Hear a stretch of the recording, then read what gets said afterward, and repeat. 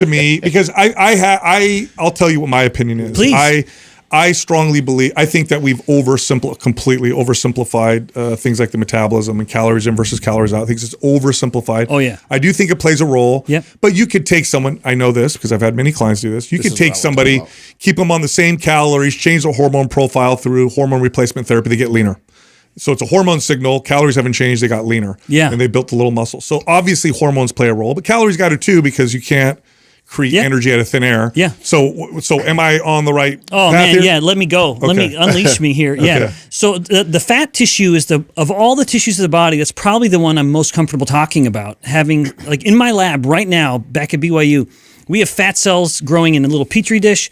We are studying fat metabolism from the fat tissue of rodents. We even take fat biopsies from humans to study right from the subcutaneous space of the belly. So I am very comfortable talking about fat cell dynamics. I'm just laying that out there as just to sort of establish some authority on the topic.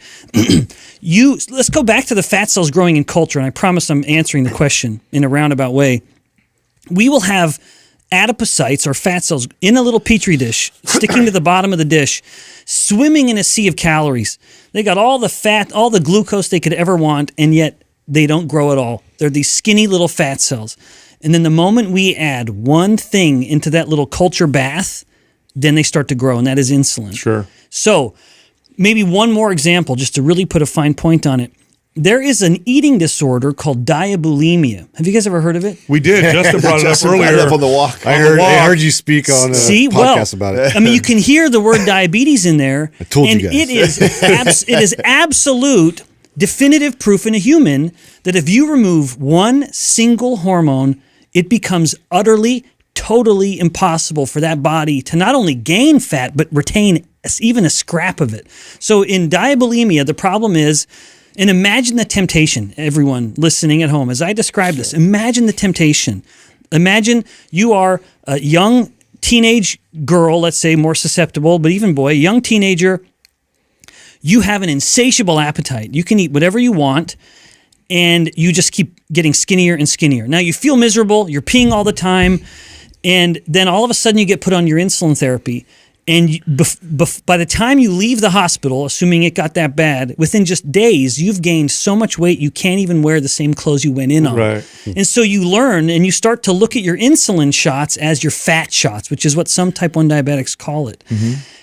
And they learn that they can eat whatever they want. I mean, thousands of calories in excess, and all they have to do is deliberately underdose their insulin, and they can be as skinny as they want. They do, and it's okay. So now I understand. And they will. So this is literally an eating. Essentially, it's a body image disorder. Yeah. So like a body dysmorphia. Yeah. So it's you can tell from the term. Sense, right? I tell my students when I talk about metabolism and the nature of obesity. Mind you, I have to talk about it carefully because some of those students are stupid and susceptible to dumb ideas. Yeah. I'll say, there's TikTok. You'll look great, but you'll die. Mm-hmm. But you'll look great in your coffin. You'll be as thin as you want, but you'll die from hyperglycemia and ketoacidosis. Yeah, because insulin doesn't just tell fat cells to it shuttles nutrients into muscle. I mean, it dictates all of. That's the thing that people don't appreciate insulin. One of the reasons I'm so devoted to studying it. It is unlike most peptide hormones in that insulin will, again, literally, I'm using the term deliberately, literally affect every single cell of the body. Mm-hmm. There are very few hormones that have that breadth of effect. And the thematic effect is telling the cell what to do with energy, no matter what the cell is. And so with fat cells, insulin is absolutely essential to the fat cell growing. So the whole idea of thermodynamics is interesting. It's interesting to look at the history of thermodynamics as a discipline in physics. Its origin story is actually in pursuit of a perfect steam engine.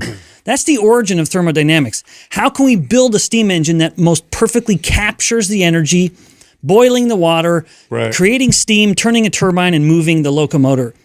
How can we do that? So those ideas then started to bleed into biology in an effort to understand human obesity.